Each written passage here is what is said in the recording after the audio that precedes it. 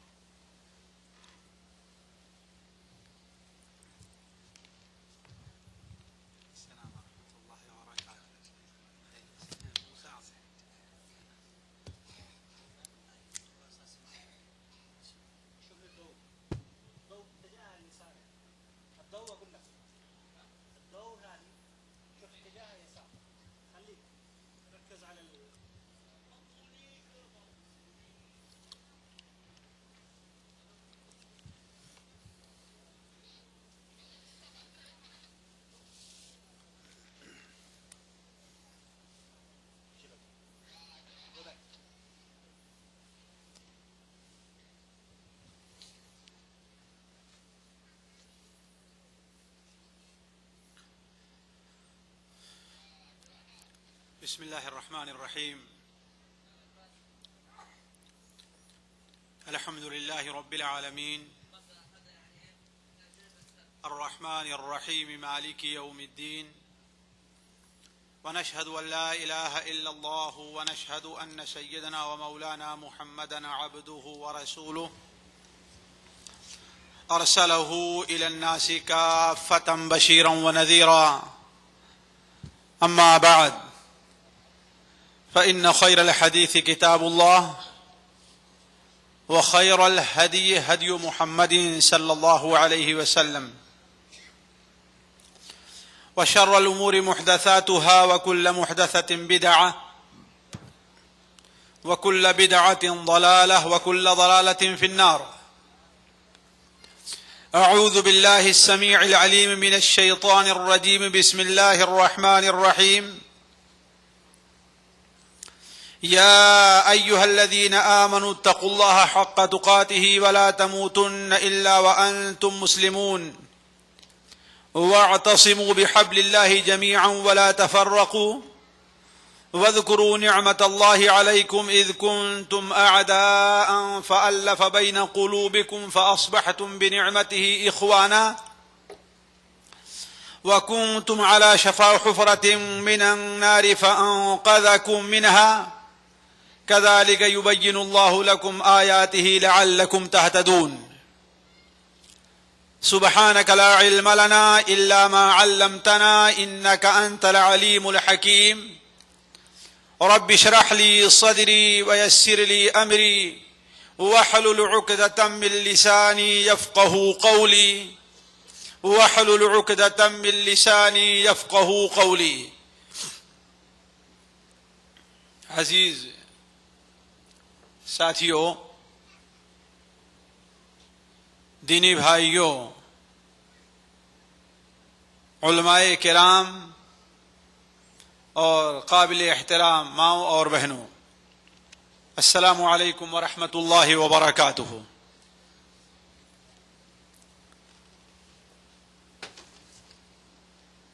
سب سے پہلے اللہ وحدہ لا شریک کی حمد و ثنا اور اس کا لاکھ لاکھ شکر ہے کہ اس نے ہمیں اور آپ کو دین کے نام پر یہاں ایک بار پھر اکٹھا ہونے کی توفیق عطا فرمائی. اس کے بعد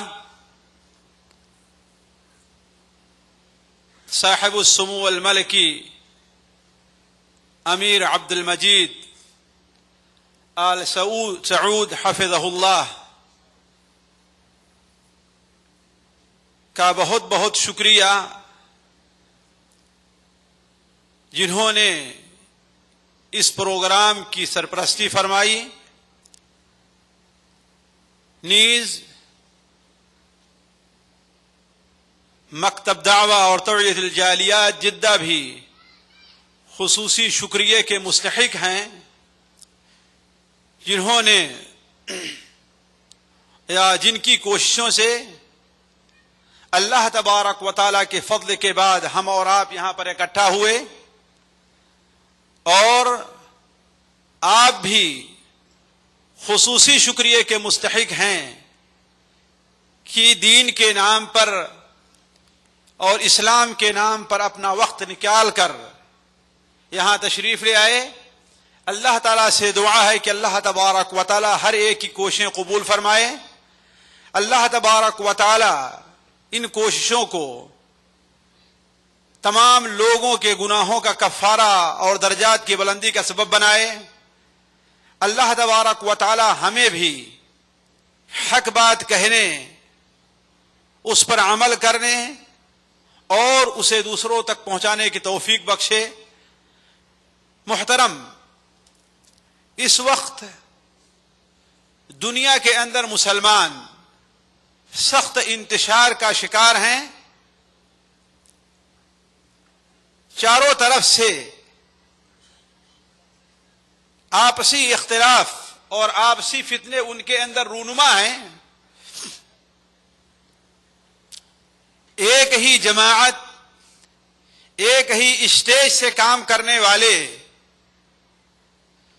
دو مسلمان بھی آپس میں مختلف نظر آتے ہیں. آپ دیکھیں گے کہ بسا اوقات دو اہل ایمان سالہ سال سے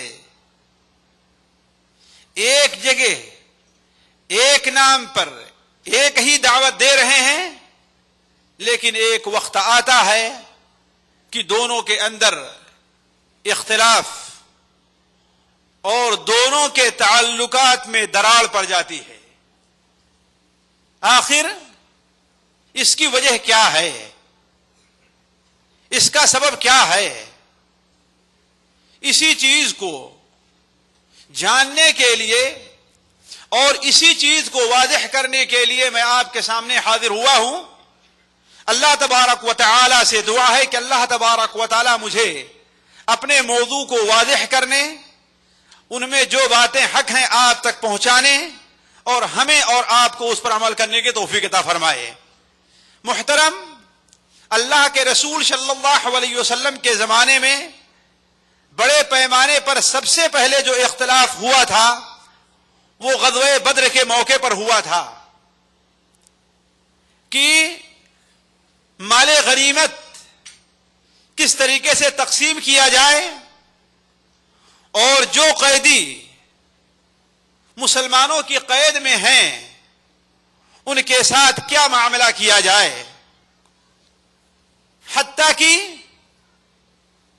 دو بڑے صحابی جن کے ایمان، جن کے تقوی، جن کے اخلاص میں کسی قسم کے شبہ کی گنجائش نہیں، میری مراد حضرت ابو بکر و عمر رضی اللہ تعالی عنہما سے ہے، ان کی بھی رائے آپس میں مختلف ہوئی. ایسے موقع پر اللہ تبارک و تعالی نے ہمیں اور آپ کو اور ڈائریکٹ صحابہ کرام کو جو توجیحات دی ہیں، اگر اسی کے اوپر غور کر لیا جائے، اسی کے اوپر عمل کر لیا جائے، تو میں سمجھتا ہوں کہ ہمارے مسئلے کا حل موجود ہے. اللہ تبارک و تعالی ارشاد فرماتا ہے، یسألونک عن الانفال قل الانفال للہ والرسول. لوگ آپ سے مال غنیمت کے بارے میں سوال کرتے ہیں، آپس میں ان کا اختلاف ہوا، آپ سے اس کا حل چاہتے ہیں، تو آپ یہ کہہ دیجئے کہ مال غنیمت میں فیصلہ کرنے کا حق اللہ اور اس کے رسول کو حاصل ہے. اس لیے کہ اللہ تبارک و تعالی ہی نے اس مخلوق کو پیدا کیا ہے، اور اس مخلوق کے تمام جتنے بھی مسائل ہیں ان کے بارے میں حکم کرنے کا حق بھی اللہ تبارک و تعالی کو حاصل ہے. الا لہ الخلق والامر. اللہ تبارک و تعالی ہی نے پیدا کیا ہے اور اللہ تبارک و تعالی ہی کا حکم بھی چلے گا. وما اختلفتم فیہ من شیء فحکمہ الی اللہ. تمہارا جس بارے میں بھی اختلاف ہو جائے اس بارے میں فیصلہ کس کا ہوگا؟ اللہ تبارک و تعالی کا ہوگا. تو یہ مال غنیمت جس سلسلے میں تمہارا اختلاف ہوا، اس بارے میں بھی فیصلہ کس کا ہے؟ اللہ تبارک و تعالی کو ہے. لیکن تمہیں کیا کرنا چاہیے؟ تمہارا کیا موقف ہونا چاہیے؟ آپسی اختلاف کے موقع پر کس طریقے سے تمہارے یہ اختلاف ختم ہو سکتے ہیں؟ یہ شکر رنجی تمہاری کس طریقے سے دور ہو سکتی ہے؟ آخر اس کے لیے تمہیں کیا کرنا ہے؟ اس کے لیے اللہ تبارک و تعالی نے ہمیں اور آپ کو اسی آیت کے اندر 3 اصول دیے ہیں. انہی اصول کو اگر اپنا لیا گیا تو سارے کے سارے مسائل کا حل ہمارے اور آپ کے سامنے موجود ہے. وہ اصول کیا ہے؟ اللہ تبارک و تعالی ارشاد فرماتا ہے، فاتقوا اللہ واصلحوا ذات بینکم واطیعوا اللہ ورسولہ ان کنتم مؤمنین. اے لوگو، مال غنیمت میں فیصلہ کا حق اللہ تبارک و تعالی کو ہے. وہ جیسا چاہے گا، اس کی جو حکمت ہوگی اپنی حکمت کے مطابق بالکل ٹھیک اور ٹھوس اور درست فیصلہ فرمائے گا. لیکن تمہیں جو کرنا چاہیے وہ یہ ہے کہ اللہ تبارک و تعالی کے تقوی کو اپنے سامنے ہمیشہ رکھنا چاہیے. فاتقوا اللہ واصلحوا ذات بینکم.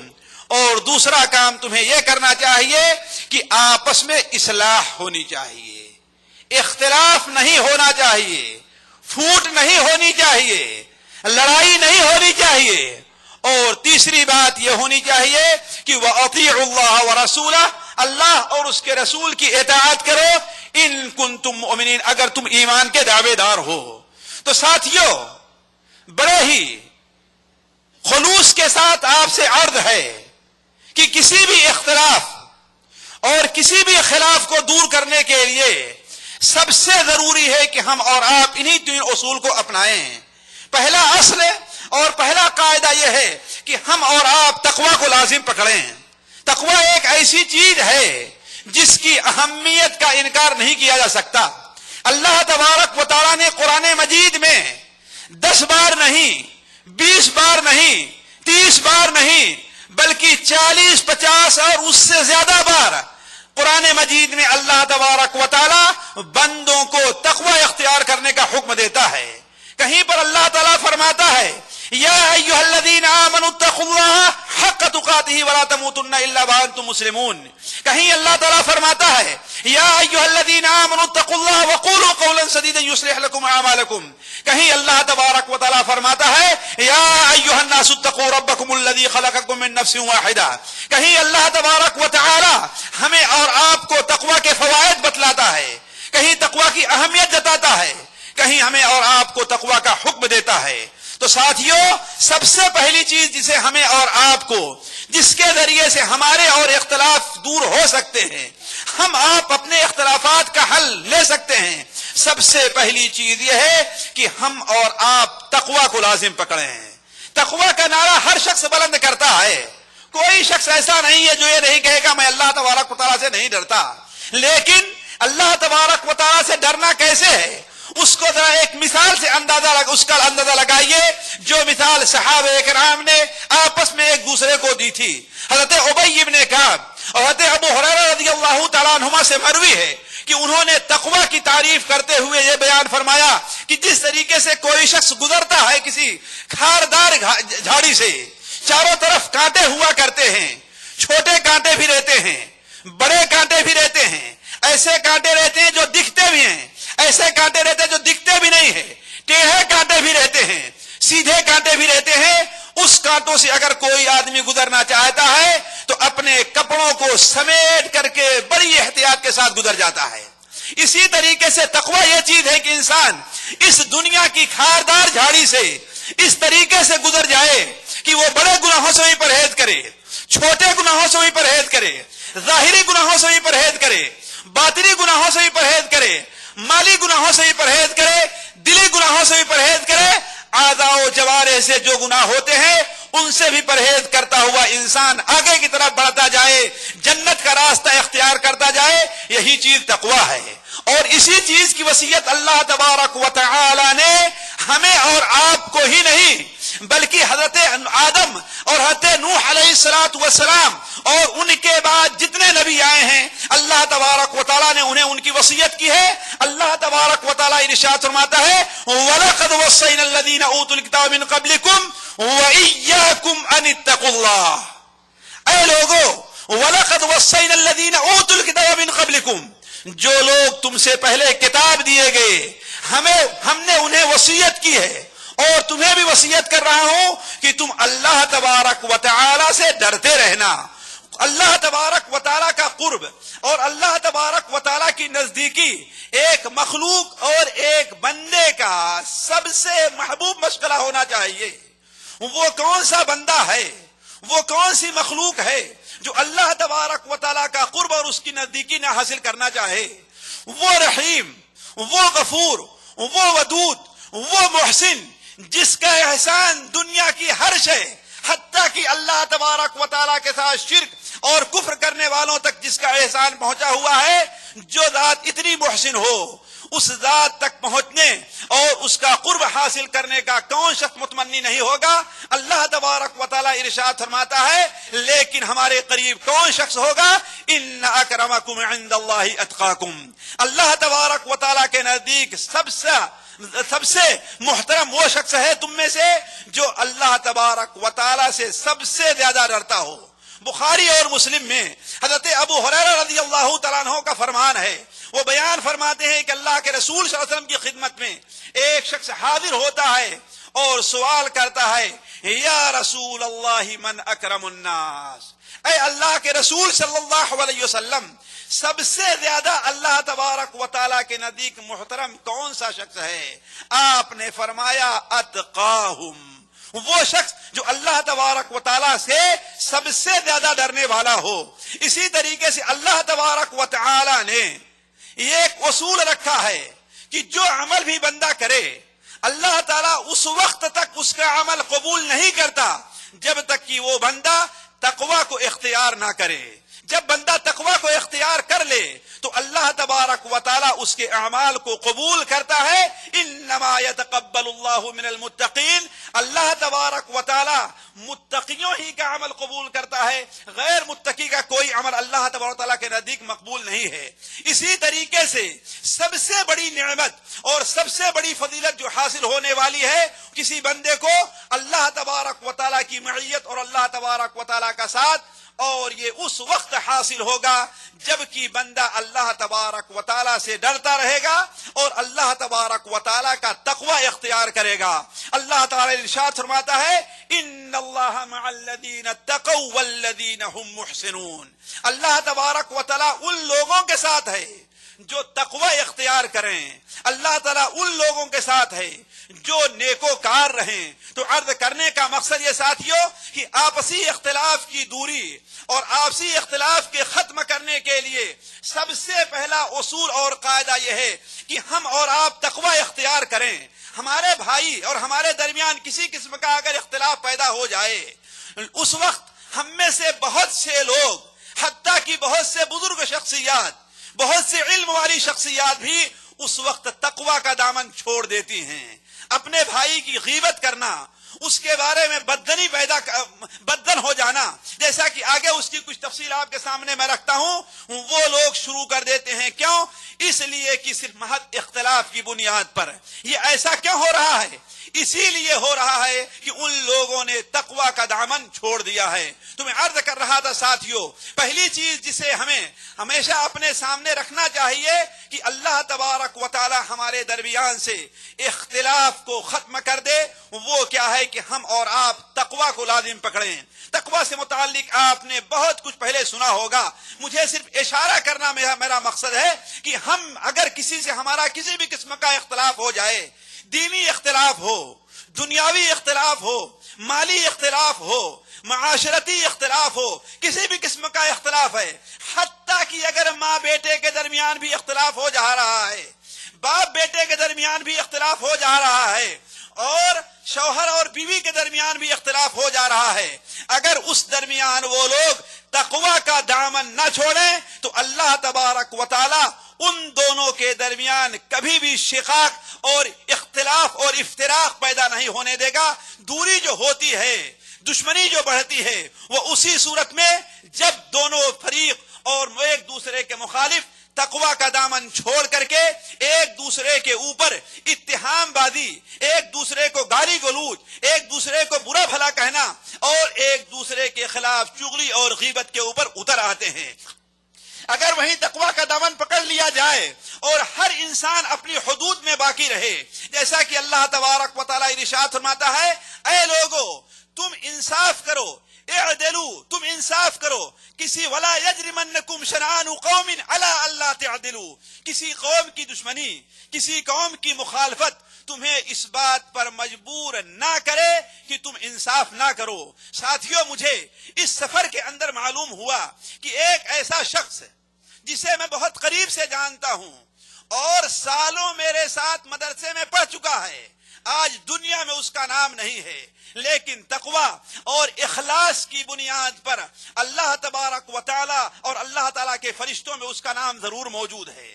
وہ شخص کو ہم نے دیکھا کہ وہ شخص اللہ کے رسول صلی اللہ علیہ وسلم کی اطاعت اور سنت اور دیگر معاملے میں تقوی کا اس قدر پابند تھا کہ اس کی عمر مشکل سے 15 یا 16 سال کی رہی ہوگی، اور مدرسے میں پڑھنے گیا اور اسے معلوم ہو گیا کہ چھڑی لے کر کے چلنا اللہ کے رسول کی سنت ہے، تو وہ اپنے ساتھ چھڑی لے کر کے گیا تھا۔ اللہ تبارک و تعالی نے اسے اس کے تقوی کی بدلت اس کی کس طریقے سے حفاظت کی کہ جب اس کے اوپر الزام لگایا گیا کہ یہ بھی ارہابی ہے، پولیس نے چھاپا مارا ہے، تو اس گاؤں کے مسلمانوں نے نہیں بلکہ ہندوؤں نے سب سے پہلے آگے بڑھ کر کے پولیس کا آگا روکا ہے اور اس کو چھڑایا ہے، کہا کہ نہیں یہ تو بہت بھلے مانوس ہیں، یہ کسی کے خلاف کیسے کوئی قدم اٹھا سکتے ہیں۔ یہ ساتھیوں میرے سامنے کی بات ہے، اور اللہ کی مصلحت ہے کہ آج وہ ذات ہمارے درمیان موجود نہیں ہے۔ چند مہینہ پہلے وہ اس دنیا سے اٹھ گیا، لیکن جو لوگ وہاں پر موجود تھے وہ بتایا کرتے تھے کہ جب ان کی سخت طبیعت خراب ہوئی اور انہیں لے کر کے جایا گیا، جب بالکل موت کا بالکل آخری وقت آیا تو اپنے ساتھیوں سے کہتے ہیں کہ ارے دیکھو لوگو، وہ دیکھو کتنا خوبصورت سا پھل ہے، لا کر مجھے کھانے کے لیے دے دو، وہ پھل دیکھو کتنا خوبصورت سا ہے، مجھے کھانے کے لیے دے دو۔ تو ساتھیوں میں عرض کر رہا تھا کہ اللہ تبارک و تعالی متقیوں کے ساتھ کس طریقے سے ہوتا ہے، اور اگر کوئی شخص تقوی اختیار کرتا ہے تو اس کے اور اس کے ساتھی کے درمیان کس طریقے سے اختلافات دور ہو جاتے ہیں۔ یہ تو پہلا اصول تھا جسے ہمیں اپنے سامنے ہمیشہ رکھنا چاہیے کہ مخالف کی مخالفت، دشمن کی دشمنی، ہمارے معارض کی معارضت ہمیں اس کے ساتھ ناانصافی کرنے پر مجبور نہ کرے۔ جیسا کہ اللہ کے رسول صلی اللہ علیہ وسلم نے حضرت اسامہ یا برا کسی کو جب خیبر کے مقام پر بھیجا، اور خیبر میں جا کر کے جو یہودی مسلمانوں سے بٹائی پر زمین لیے تھے، اور اس وقت انہیں اللہ کے رسول صلی اللہ علیہ وسلم نے بھیجا کہ جا کر کے دیکھو کہ کھجور کے اندر کتنا پھل آیا ہے تاکہ اس کا آدھا پھل یہودیوں سے لے لیا جائے۔ یہودی اس وقت رشوت دینا چاہے۔ یہ بدبخت قوم ہمیشہ ہی شرارت اور مخالفت کے اوپر آمادہ رہتی ہے، انہیں رشوت دینا چاہے تاکہ کھجور کا اندازہ لگانے میں وہ تھوڑی سی ہماری طرفداری کریں۔ لیکن اس وقت انہوں نے جو بات کہی تھی، اسی بات کی بنیاد پر آسمان اور زمین قائم ہیں۔ چنانچہ انہوں نے کہا تھا کہ ہماری تمہارے ساتھ دشمنی ہے، تم ہمارے دشمن اور مخالف ہو، اور اللہ کے رسول صلی اللہ علیہ وسلم ہمارے محبوب ہیں، لیکن اللہ کے رسول کی محبت اور تمہاری دشمنی ہمیں انصاف کرنے اور تقوی کا دامن پکڑنے سے کوئی چیز روک نہیں سکتی ہے۔ میں انصاف ہی کروں گا، اعدلوا هو اقرب للتقوی۔ تو اس وقت یہودیوں نے کہا تھا کہ یہی وہ اصول ہے جس کی بنیاد، جس کی وجہ سے آسمان اور زمین قائم ہیں۔ تو میں عرض کر رہا تھا کہ اگر دو فریق آپس میں تقوی کا دامن کبھی بھی نہ چھوڑیں تو دونوں فریق کے اندر ناممکن سی بات ہے کہ اتفاق کی صورت نہ پیدا ہو۔ دوسری بات جس کا حکم ہے اور اسی سے ملتی جلتی چیز ہے، اور قرآن مجید میں اللہ تعالیٰ نے اسی کے ساتھ ارشاد فرمایا ہے کہ اصلاح ذات البین کی کوشش کرنا چاہیے۔ اصلاح ذات البین ہے کیا چیز دوستو؟ ذات البین، بین کے معنی ہوتا ہے جدائی کے، بین کے معنی جدائی کے، یعنی آپس میں جو جدائی ہو گئی ہے اس کے اصلاح کی کوشش کی جائے۔ آپس میں دو مسلمان کے اوپر ایک چادر ہے، اگر اس میں کہیں شقاق اور پھٹن آ گئی ہے تو اس کو سلنے اور جوڑنے کی کوشش کی جائے۔ یہی چیز ہے اصلاح ذات البین، یہی چیز ہے اتفاق، یہی چیز ہے اتحاد، اور اسی کے برخلاف افتراق، اختلاف، شقاق، تشرذم اور تفرق ہے، جس کی قرآن مجید میں اور اللہ کے رسول صلی اللہ علیہ وسلم کی احادیث میں سخت مذمت وارد ہوئی ہے۔ اللہ تبارک و تعالی ارشاد فرماتا ہے وَاعْتَصِمُوا بِحَبْلِ اللَّهِ جَمِيعًا وَلَا تَفَرَّقُوا۔ جہاں اس سے پہلی آیت کے اندر تقوی کا حکم دیا کہ یا ایھا الذین آمنوا اتقوا اللہ حق تقاتہ ولا تموتن الا وانتم مسلمون، اے لوگوں جو ایمان لے آئے ہو، اللہ تبارک و تعالی سے ویسے ہی ڈرو جیسا کہ ڈرنے کا حق ہے، اور ایمان کی حالت میں تمہاری وفات ہونی چاہیے۔ اس کے فوراً بعد اللہ تعالیٰ ارشاد فرماتا ہے وَاعْتَصِمُوا بِحَبْلِ اللَّهِ جَمِيعًا وَلَا تَفَرَّقُوا، اللہ تبارک و تعالیٰ کی رسی کو مضبوطی سے پکڑ لو، وَلَا تَفَرَّقُوا، اور آپس میں فرقہ فرقہ نہ بن جاؤ، آپس میں اختلاف نہ پیدا کرو، آپس میں پھوٹ نہ ڈالو۔ وَاذْكُرُوا نِعْمَتَ اللَّهِ عَلَيْكُمْ، اور یاد کرو اللہ تعالیٰ کی اس نعمت کو جو نعمت اللہ تعالیٰ تمہارے اوپر کی ہے۔ کیوں؟ اس لیے کہ اسلام کے آنے سے پہلے تم لوگ آپس میں مختلف تھے، تمہارا آپس میں اختلاف تھا، قبیلہ قبیلے سے جدا تھا، خاندان خاندان سے جدا تھا، حتیٰ کہ آپ لوگ اچھی طریقے سے جانتے ہیں کہ عرب کی ساری داستان کے اندر آپ کو لڑائی اور خونریزی کے علاوہ دوسری چیزیں کم اور بہت کم ملے گی، حتیٰ کہ اس بارے میں وہ لوگ